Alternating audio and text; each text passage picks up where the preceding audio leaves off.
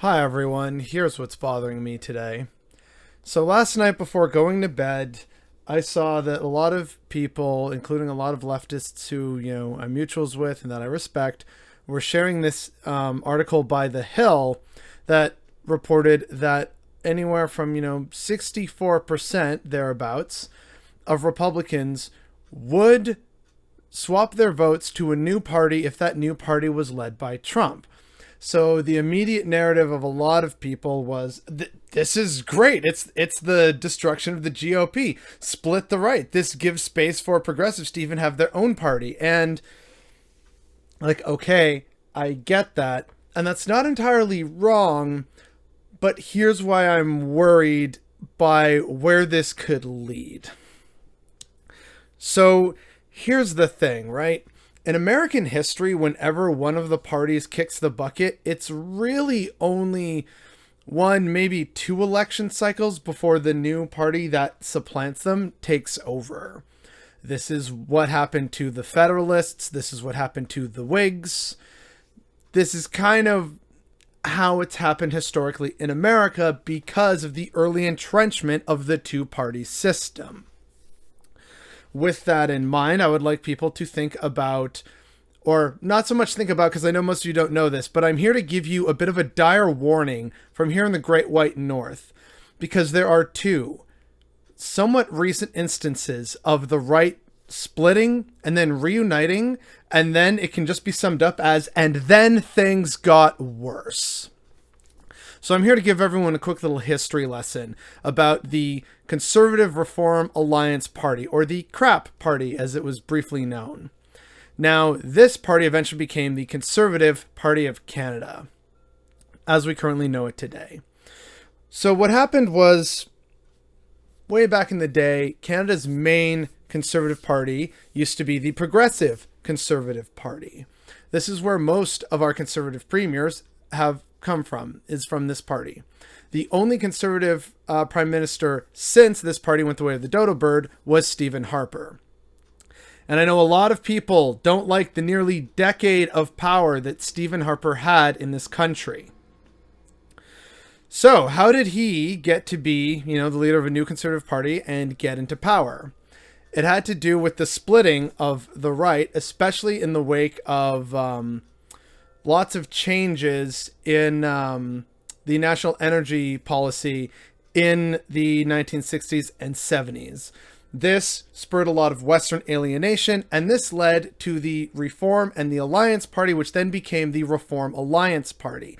Very much a Western Canadian interests party, very socially conservative and also fiscally conservative.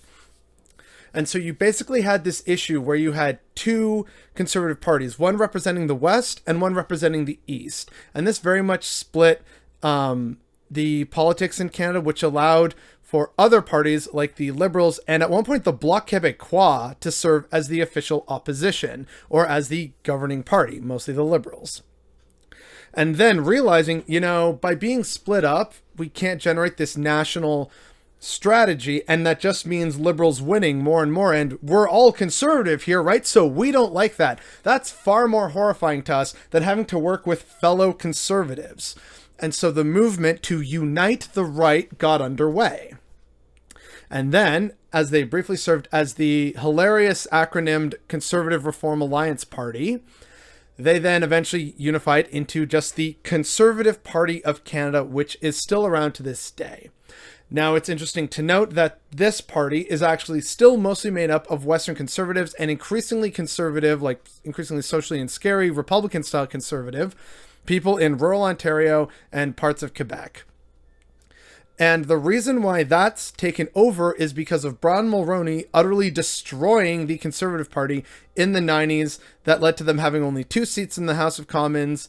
And so in the wake of that, just slowly growing back, they've effectively been eaten and swallowed by the classic Reform Alliance people. Case in point, that's how Stephen Harper came to be a prime minister, as opposed to Peter MacKay, who was the leader of the Progressive Conservative Party at the time. So there's that little history lesson. And then they unified. And then eventually people had enough of liberal scandals and liberal corruption. And we said, you know what? Yeah, let's give Stephen Harper and a bunch of these Westerners a shot. And nothing got better. Things very much got worse. And now, even more recently, the next example of this is in Alberta. Alberta, again, center of Western alienation, the oil sands and everything, always at odds with the East, and particularly Ottawa and the feds. And so in the last election where Stephen Harper was turfed, at that point, Alberta was actually being briefly led by an NDP government because, again, the right-wing parties had been split up. You had the Progressive Conservative Party of Alberta, which was very much on the way out. People were just, having enough of them. But they also weren't quite comfortable enough voting for the second largest party after the NDP at that point, which was the Wildrose Party. The Wildrose Party is basically the Republican Party under the guise of Albertan pride and nationalism and arguably independence. They're quite scary in a lot of ways in terms of what many of their members believe and push, including dangerous conspiracy theories. So a lot of people said, you know what, let's briefly give the NDP a chance. And so they did. And the NDP got to govern Alberta for a term. In that term, however, again, the Conservatives realized, you know what, this is a bad idea because now we've split and we just really do not like the NDP. That's socialism, even though the Alberta NDP are basically the least left-wing NDP that you could probably find anywhere in Canada, but I digress. They said, this is bad, so we got to unite the right in Alberta, and so they did. And this brings us to Jason Kenney and Brian Jean. And so Jason Kenney ultimately won under dubious means, because of fucking course he did. And here's what happens next.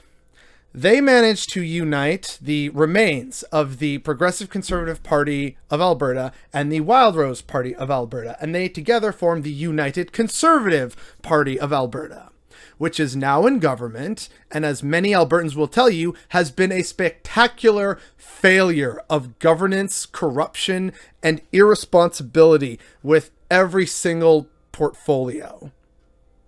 And so all this to say that if you're saying and looking at this news of the GOP potentially being destroyed, just think about what comes after that and how that could be worse. I'm reminded of a quote by David Frum, and I loathe David Frum, really despise that man. But he had a very prescient quote from the book Trumpocracy.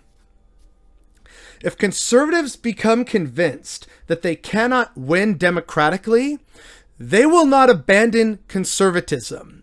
They will reject democracy.